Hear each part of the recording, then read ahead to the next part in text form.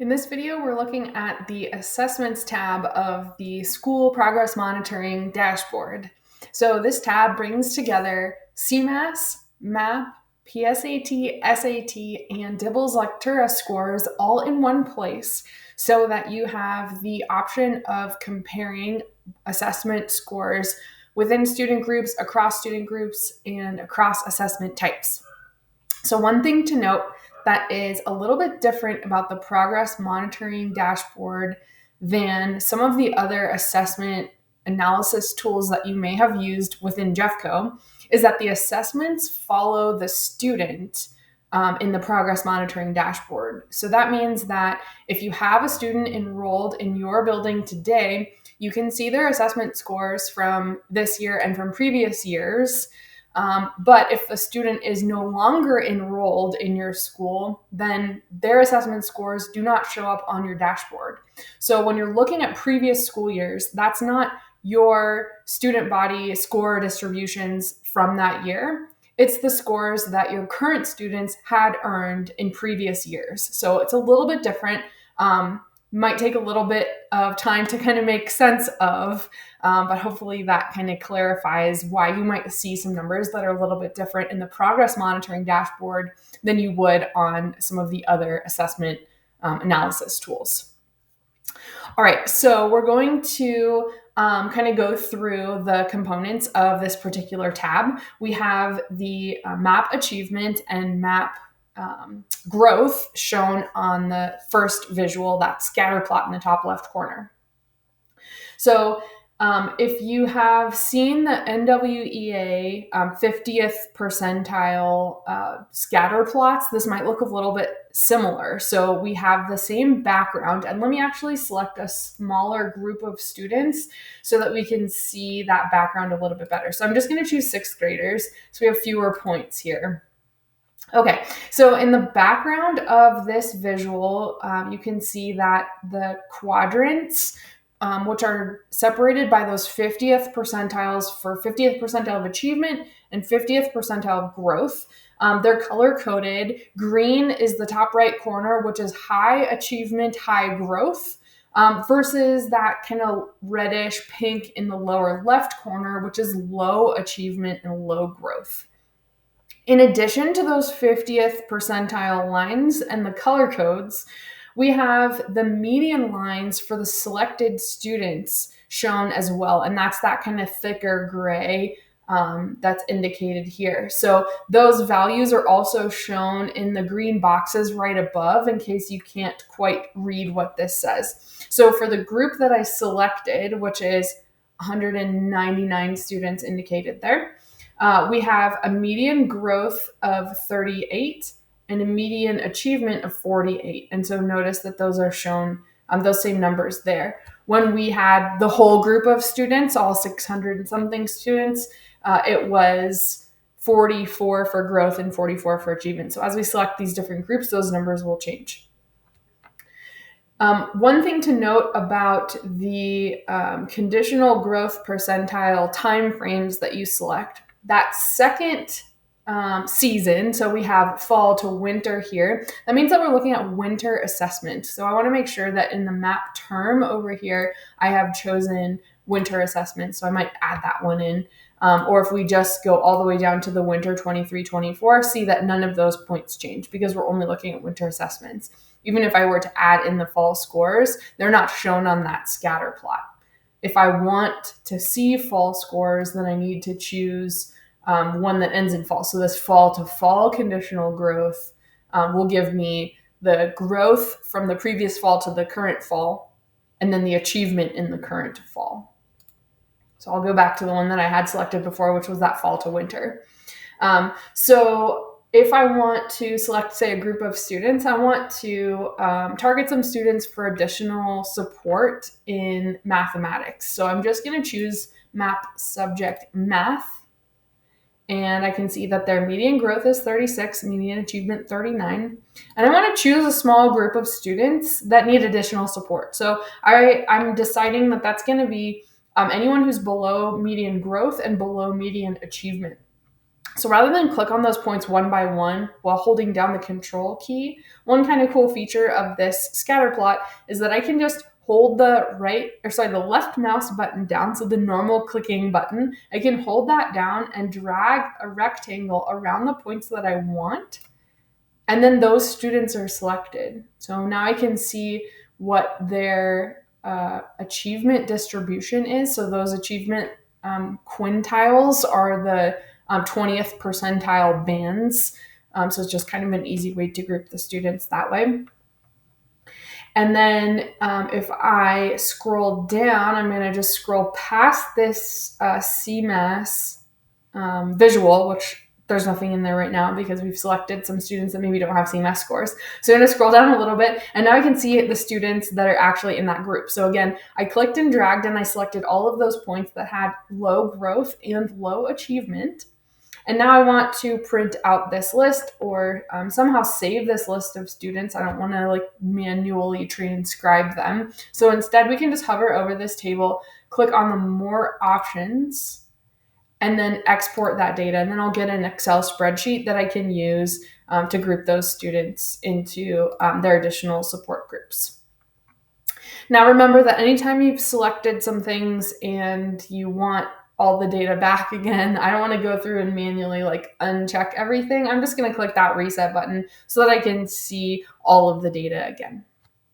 So let's talk about some of these other things that we have here.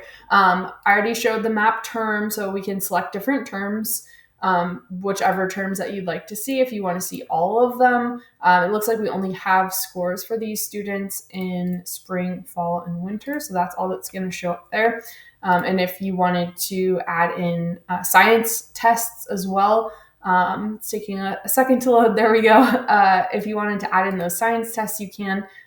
For this particular pretend middle school, I think we just have a handful of science tests. So I added science, and I'm just going to scroll down, and there's science underneath the other ones. If you have 2 or 1 subject area, you won't have to scroll. But if you want to see all 3 of them, then you will need to scroll on this.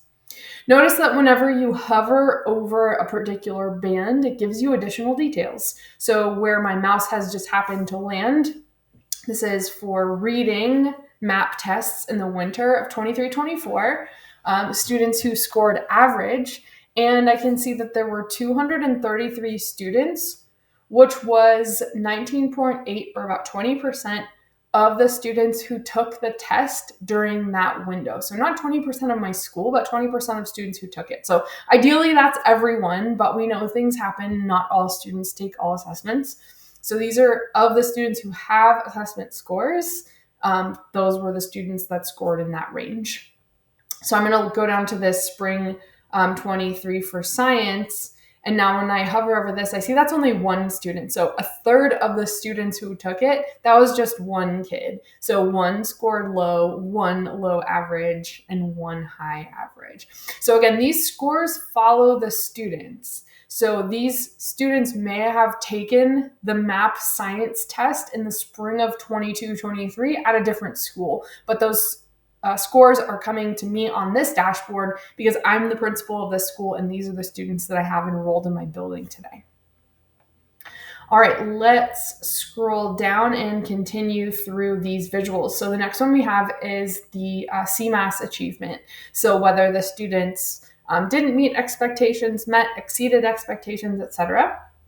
And again, these are the scores that students in my building today earned in the spring of 23 and the spring of 22.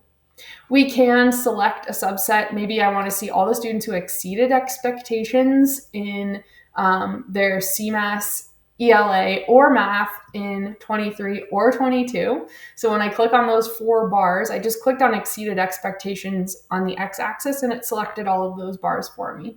And now I can see how those students did on their MAP scores. I see that their median achievement is 87, which is a lot higher than when we had everyone selected.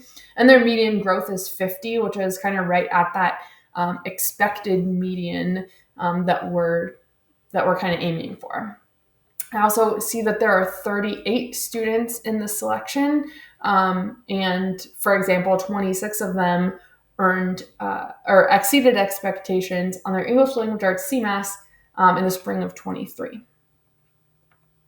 Now, these students could be in the same, these two bars could have the same students in them. So these 26 students who exceeded expectations could be some of the same students who exceeded the previous year, but they're not necessarily. So this is, if we're looking at 8th graders, then this would be their 7th grade and this would be their 6th grade. So there could be some overlap. There isn't necessarily, but it could be there.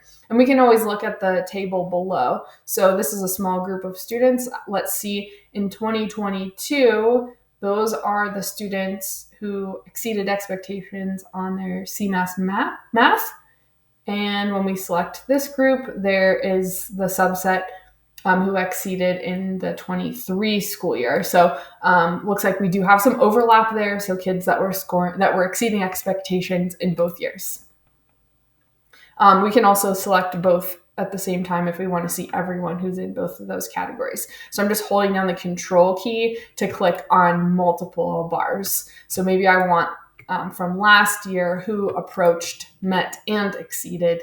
And then there's that collection of students. That's how they did on their MAP tests. Here's their distribution of those MAP quintiles, etc. In your school, if students take PSAT, SAT, or DIBELS or Lectura, then those will be here. In this pretend demo school, we only have middle schoolers, so we're just looking at 6th, 7th, and 8th, and they don't happen to have any of those scores. But your students may take some of those assessments, and you'll be able to see those there. PSAT and SAT, we have the previous several years. So for students who are in your building today, if they have taken PSAT or SAT, you'll see those scores. And for DIBELS and Lectura, because that assessment changed for the 23-24 school year, this is the only year that we have those DIBELS and Lectura performance levels. So it's not the progress monitoring yet. For right now, it's just the distribution of those performance levels, but you can see which of your students are at benchmark, which are exceeding, which are below benchmark, etc. So I think that's it for the assessment page. If you wanted to, from here, you can jump to the individual student page just by clicking any student in the list, and then you can click on that purple button to go to the individual page. But also note that whenever you select a student in the list, so I've clicked on Aaron here, and I can see that Aaron exceeded expectations for the previous 2 CMAS years in English and math.